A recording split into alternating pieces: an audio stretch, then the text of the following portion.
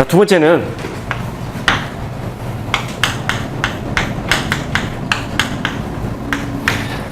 서브노트를 중심으로 토픽 트리를 만드셔야 됩니다. 예를 들면 이런 거예요.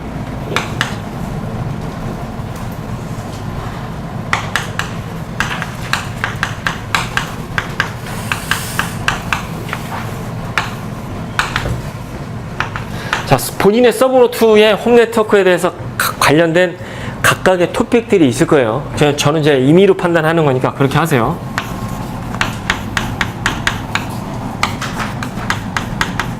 예를 들면 오늘 본 것 때문에 이렇게 분류를 했다고 치세요.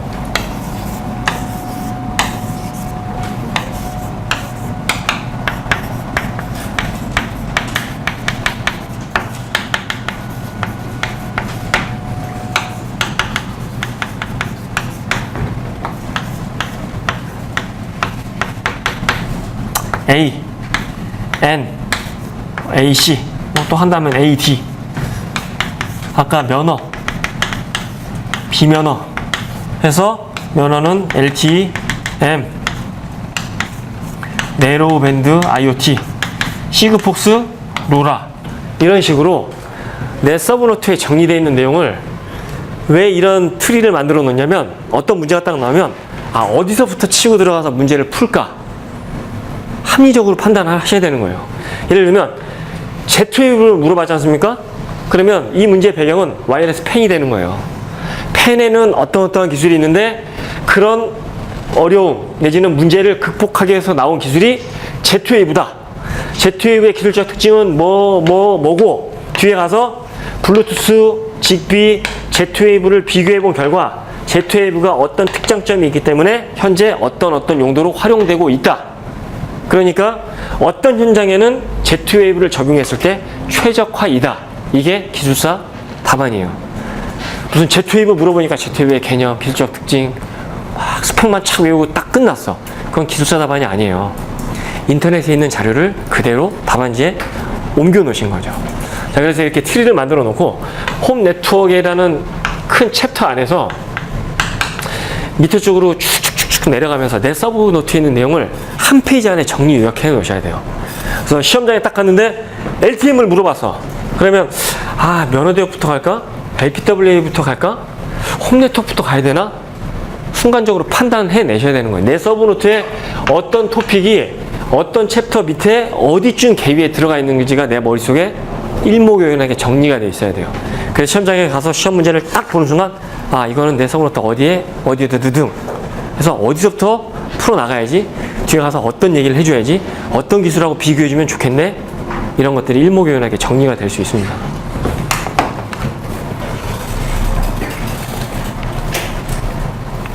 문제풀이보다 이게 더 나으시죠? 세 번째 뭡니까?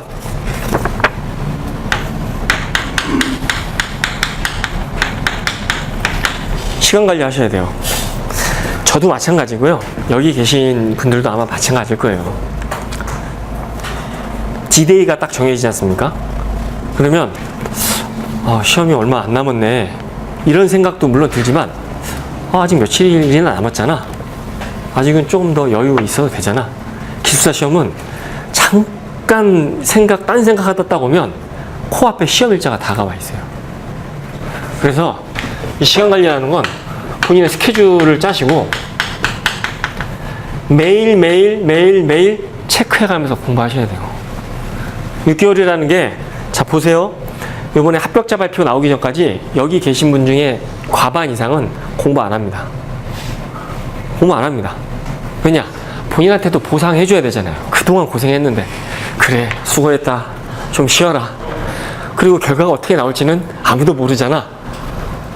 네? 그런 희망마저 없으면 이 고난의 길을 어떻게 가겠습니까? 자, 그런데 결과가 나왔는데 안 됐어. 그럼 바로 공부를 하냐? 난 안 되나 봐. 왜 난 안 되지? 나랑 같이 한 사람은 됐는데 내가 보기엔 내가 저 사람보다 실력 더 좋은 것 같은데. 이런 자괴감에 빠져서 근 한 달을 소비하시죠. 그러면 우리한테 남은 시간은 3.5개월 정도밖에 안 남아요. 자, 지금부터 마음을 딱 가다듬으시고 다음 회차를 미리 준비하는 거예요. 그런 와중에 합격이 되면 좋은 거고, 합격이 안 되면 면접 준비 미리 했다. 이렇게 생각하세요. 스케줄을 딱 짜놓으시고 공부해 나가는 겁니다. 매일매일 가혹하리만큼 내 스케줄을 내 스스로 판단하셔서 착착착착 체크해 나가셔야 돼요. 스스로. 제가 나중에 혹시 기회가 되면 이런 부분은 다시 한번 말씀을 드리겠습니다. 자, 두 번째는 답안 작성에 대한 부분을 좀 말씀드려야 될 것 같아요.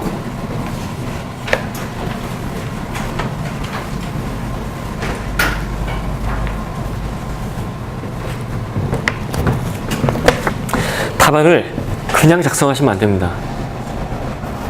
오늘 제가 문제풀이 할 때 혹시 느끼셨겠지만 문제를 쭉 읽어보세요. 자, 첫 번째, 읽는다. 뭐를? 문제를. 두 번째, 아까 빅데이터 어떻게 했습니까? 분석하셔야 돼요.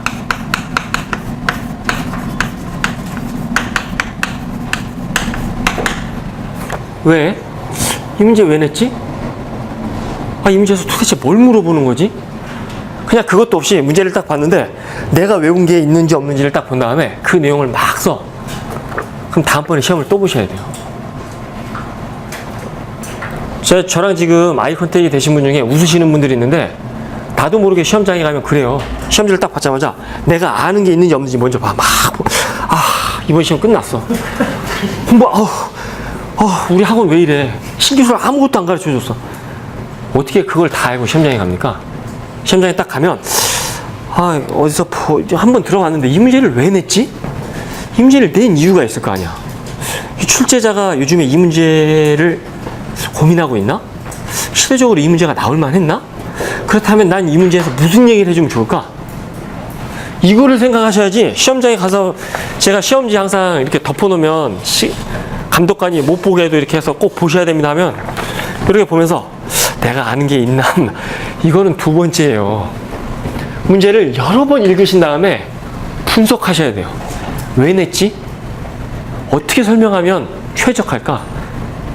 어떤 기술하고 비교해주면 좋지? 이런 생각을 아주 빠른 시간 안에 하셔야 돼요. 그러기 위해서는 이 토픽 트리가 내 머릿속에 완전히 들어와 있어야 돼요. 완전히. 물론 서브노트에 있는 와이어리스 랜의 801.11n에 대한 예를 들면 얘는 전송 범위가 50m고 예를 들면 FSK 방식을 썼고 이런 거는 잃어버릴 수 있잖아요. 어떻게 모든 걸 다 암기하고 있습니까? 다 암기하세요? 다 암기할 수 없잖아요. 그건 나중에 제가 언제 기회가 되면 한번 말씀을 드리고 전반적인 내용이 머릿속에 들어와 있어야 돼요.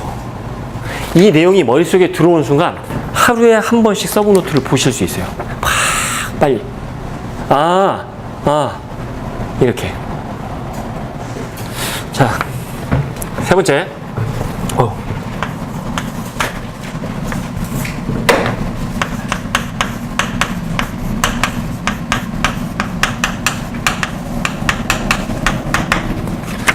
시험을 보시는 분들의 과반수 이상이 여기서 실수를 하세요. 문제가 시험 보는 방법을 물어봤는데 기술사의 정의에 대해서 막 쓰고 있어요. 그리고서는 시험 보고 나와서 그러죠. 나 합격할 것 같아. 너무 잘 푼 것 같아. 합격이 안 돼요. 문제에서 질문에 대해서 답을 한 게 아니라 다른 거에 대해서 실컷 답을 하신 거예요. 근데 중요한 건 시험 보고 나오면 나는 어쩐지 질문에 답을 한 것 같아요. 왜냐면 그 시험지를 내가 다시 찾을 수가 없잖아요. 그쵸? 시험을 보고 나와서는 복기를 하면서 그래. 나는 질문자의 의도에 정확하게 답변을 했어. 그러면 합격이 돼야 돼요. 합격이 안 되면 정확하게 답변을 못 하셨다고 생각하시면 돼요. 제가 웃으면서 말씀을 드리지만 반드시 문제에는 아마 이거 첫 번째 시간에 장부진 기술사님께서도 강조하셨을 것 같은데 모든 기술사 답안에는 그림과 도표가 반드시 들어가야 됩니다. 왜 들어가야 됩니까? 왜? 자, 두 가지로 정리를 해드릴게요. 첫 번째, 내가 명확하게 알고 있으면 명확하게 그림으로 표현할 수 있습니다. 내가 잘 모르기 때문에 그림으로 못 그리시는 거예요. 내가 정확하게 그 기술에 대해서 알고 있으면 그림으로 표현하실 수 있어요. 아니시라고요? 제 말이 맞을 거예요. 모르면 그림으로 표현하지 못합니다. 자, 두 번째는 그림과 도표가 적절하게 들어간 답안은 가독성이 우수합니다. 누가 채점합니까? 기계가 채점합니까? 알파고가 와서 채점하나요? 사람이 채점해요. 사람이. 기술사 시험, 공인의 회사 시험 마찬가지죠. 공인의 회사도 똑같이 기술사 시험하고 답안지 똑같이 생겼습니다. 100분 동안 쓰는 거예요. 자, 채점 누가 합니까? 사람이 합니다. 혹시 관심 있으셔서 제 블로그에 들어오셔서 제가 쓴 글을 보신 분이 있는지도 모르겠지만 5급 공무원, 사무관 시험을 보는 채점하시는 교수님들이 올려놓은 글을 제가 캡처해서 얹어놓은 게 있어요. 답안을 썼는데 45도 각도로 누워있어. 그럼 나도 45도 각도로 싹 그으면 되잖아요. 이해하셨나요? 글씨가 45도 각도로 딱 누워있잖아요? 그럼 채점자도 45도 각도로 싹 그으면 돼요. 채점 안 하면 된다는 뜻이에요. 무슨 얘기냐면 채점자가 보기 좋은 답안을 만드실 필요가 반드시 있습니다. 자, 그리고 또 하나는 제가 두 가지만 말씀드린다고 했는데 세 가지는 그림과 도표를 넣어야만 한정된 시간 안에 우리가 답안이 몇 페이지까지 있습니까? 시험 한 분도 안 보셨어요? 14페이지까지 돼 있잖아요. 14페이지를 효율적으로 채울 수가 있습니다. 제 얘기를 참고하세요. 자, 그리고 여기까지 했는데 마지막으로 5번째,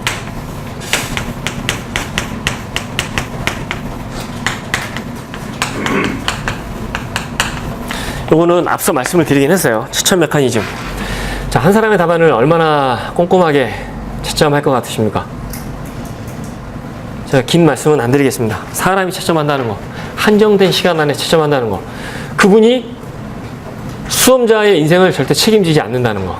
나는 최선을 다했지만 채점자가 보기에 최선을 다한 답안이 아니면 합격이 안 됩니다.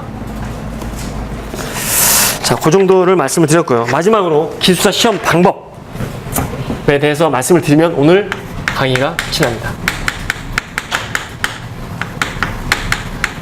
기술사 시험 방법은 여기 답안 작성에서 했던 얘기하고 일부 중첩되는 내용들이 있을 수 있어요. 자, 문제 유형 분석한다고 그랬는데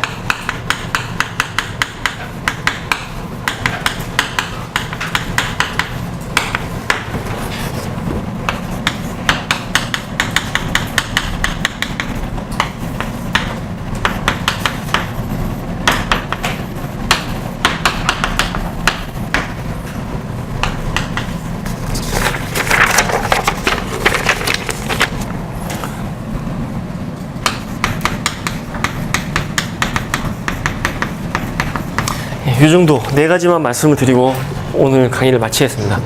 자, 문제 유형 분석이라고 되어 있는데 문제가 나오면 아까 답안 작성에서도 말씀을 드렸지만 이 문제를 왜 냈는지, 어떤 얘기를 해줘야 되는지, 이 어떤 얘기라는 게 중요한데 서브노트를 개조식으로 작성하지 말라는 얘기들을 많이 들어보셨을 거예요. 어떤 분 서브노트에는 그 결론까지 다 정리가 돼 있잖아요. 그 결론을 문제에서 예를 들면 내 서브노트는 A에 대해서 설명하시오. 그래서 결론을 막 썼어요. 근데 외웠어. 근데 시험장에 갔는데 A의 특징과 현재 시장 동향에 대해서 서술하시오. 문제가 이렇게 나왔어요. 근데 이분 눈에는 오직 누구만 보여? A만 보이는 거야. A만. 아니라고 생각하시죠? 굉장히 다수의 수험생들이 이런 오류를 범합니다. A가 봤어. 그러면 시간은 막 째깍하고 다음 문제 막 풀어야 되고 시간이 없잖아요. 결론에 가면 서브노트에 암기한 내용이 결론에 막 들어가 있어요. 채점을 하다 보면 저희 학원에서 모의고사를 보잖아요. 채점을 하다 보면 서브노트에 있는 내용을 외우셨네. 문제에서는 위인능을 물어봤는데 이거를 결론에다 막 써놨어요. 이렇게 되면 곤란한 거예요. 안 쓰니만 못한 거예요. 자, 첫 번째, 문제 유형을 반드시 분석해야 됩니다. 이게 자꾸 자꾸 연습, 반복된 연습을 통해서 시간을 조금씩 줄여나가셔야 돼요. 자, 두 번째, 자신감을 가지셔야 됩니다. 그림을 그리면서 이 생각 들어. 아, 내 기술 잘 모르는데. 그런 생각이 들잖아요? 진짜 신기하게 그림에 나타납니다. 그림 딱 보면 잘 모르네. 아닐 것 같으시죠? 그림을 딱 보면 잘 모르고 그렸구만. 기술사 시험에서 우리가 보통 운 7기삼이라는 표현 많이 쓰죠? 네. 운이 7이라는 얘기 많이 쓰는데 자신감이 7이에요. 자신감이 없으면 답안에 자신감이 이미 떨어진 게 딱 나타납니다. 몰라도 아는 것처럼 잘 모르는데 뭐 우기는 거예요. 어떻게? 이렇게 서론, 본론, 결론을 하면서 자, 이 기술에 대해서 잘 몰라. 아까 빅데이터 분석 같은 경우 잘 모른다 그랬잖아요. 근데 쓸 수 있을 것 같아. 어떻게? 서론, 본론, 결론. 개조식의 구성을 딱 잡아놓고 답안을 딱 풀면 채점자가 딱 읽고 그래요. 잘 모르는 것 같은데 자신감이 있어. 근데 중요한 건 채점자가 나도 잘 몰라. 웃으실 일이 아니에요. 채점자가 나도 잘 모르는데 쓴 사람도 잘 모르는 것 같긴 한데 굉장히 자신 있게 막 주장을 해. 본인 주장을. 그 결론에 딱 가서 이 기술은 이러이러하기 때문에 반드시 시장에 적용이 되고 적용이 됐을 때 어떤 효과가 있다. 딱 써놨어요. 딱 읽어보니까 아닌 것 같은데 자신감이 있어. 근데 내가 이걸 잘 몰라. 그럼 어떻게 할 것 같아요? 60점. 네? 60점. 원래 아는 사람한테 걸렸으면 40점을 맞았을 수도 있는데 60점.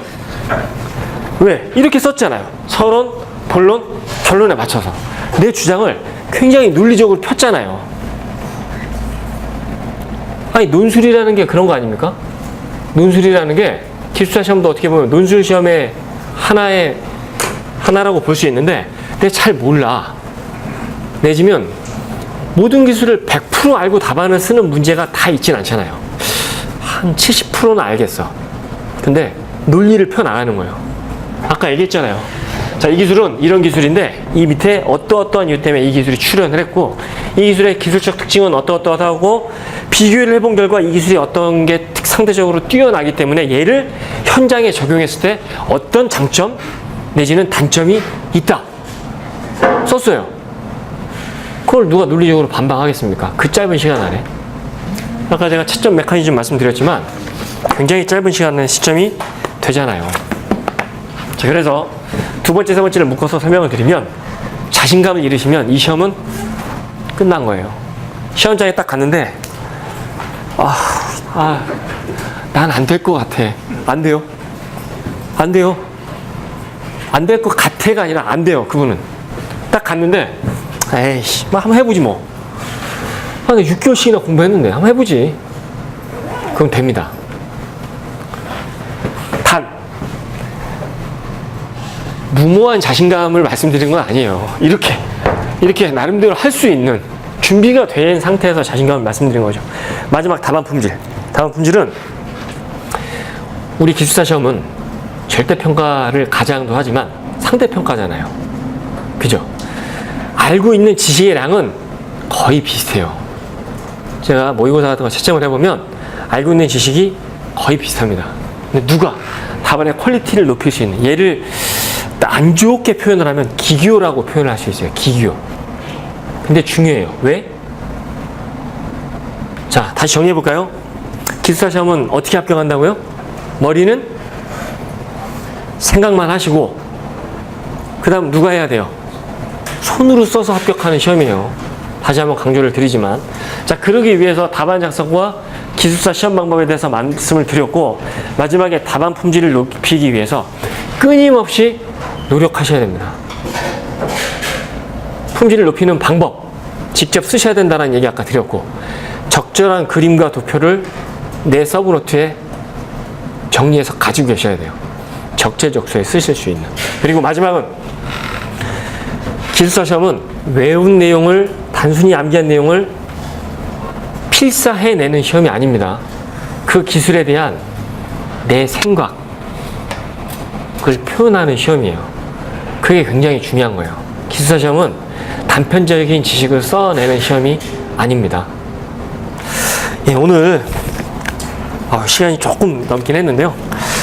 예, 3, 4교시 같이 살펴봤고요. 물론 이번 113회차 시험을 잘 보셔서 혹시 이 본 학원에 면접을 대비하러 오시는 분이 계실 수도 있고, 아니면 다시금 신발끈을 고쳐매고 다시 114회 시험을 위해서 다시 출발선상에 서시는 분들도 계실 거예요. 근데 중요한 건 많이, 제가 굳이 말씀은 안 드려도 많이 들으셨겠지만, 이 시험은 포기하지 않으면 반드시 합격합니다. 그리고 오늘 말씀드린 다양한 내용들을 본인의 기준에서 판단을 하셔서 최적화된 답안, 그리고 합격하실 수 있는 방법을 한번 찾아보세요. 수고 많으셨습니다. 감사합니다.